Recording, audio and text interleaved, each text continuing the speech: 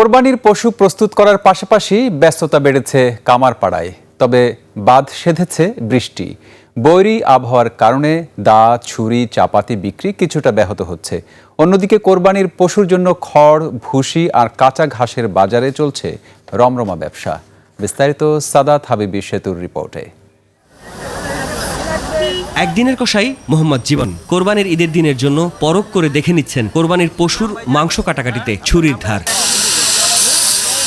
টুংটাং শব্দে মুখর কামারপাড়া, কয়লার আগুনে পুড়ছে লোহা, হাতুড়ির পিটুনিতে তৈরি হচ্ছে মাংস কাটার নতুন চাপাতি আর ছুরি। বছরের অন্য দিনগুলোতে কাজ কম থাকলেও কোরবানির ঈদকে সামনে রেখে দম ফেলার ফুসরত নেই কারিগরদের। তবে দর নিয়ে রয়েছে হতাশা। কেজি আপনার আসতে 50 কেজি ওখানে যাইবো তা আমাদের বর্ষা বাদলের কারণে বেচা কিনা একটু খারাপই। কালকে বেচা কিনা খারাপ আছে, আজকে আর সামনে একদিন আছে। তবে বেরসিক বৃষ্টি সব ভেস্তে দিচ্ছে।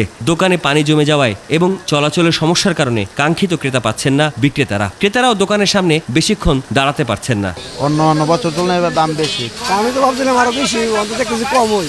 স্প্রিং কোড দিছে আমাকে, এখন বাসায় নিতে বটির ধার নাই। এদিকে কামারপাড়ায় যখন বৃষ্টি নিয়ে হাজারটা দুশ্চিন্তা ডেকে আনছে, তখন লিটন মিয়া অতটা চিন্তা করছেন না। মোহাম্মদপুর টাউন হল বাজারের সামনে 68,000 টাকার বিনিয়োগে মৌসুমি ব্যবসা চলছে ভালোই। বছরে একটা ঈদ হিসাব মনে করেন আমরা বেশি আনন্দ ভুক্তি এই হিসেবে কাটিয়ে যায়। মন বাজার করার কিছু নাই, ব্যাপারটা হলো যা খুশির ব্যাপারে ব্যবসা করতে যাই এটুকুই বুঝি। আমরা মৌসুমী ব্যবসায়ী, চাটার দাম আমরা প্রতি বছর যেরকম রাখি ওইভাবেই রাখতেছি।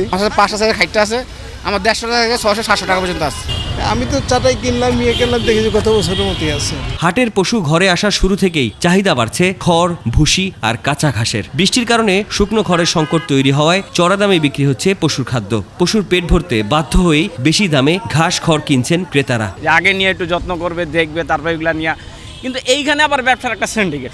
রেট বলতে কিছু নাই, ওদের মন যাচ্ছে, বেশি যাচ্ছে, 2 টাকা কম দিচ্ছে বা 2 টাকা লোক বুঝে নিতেছে, চেহারা দেখে নিচ্ছে আর কি। বৃষ্টি বাধা পেরিয়ে শেষ মুহূর্তের বাজার আরও জমে উঠবে এমনটাই প্রত্যাশা ব্যবসায়ীদের। সাদাত হাবিবি সেতু, 21 টেলিভিশন, ঢাকা।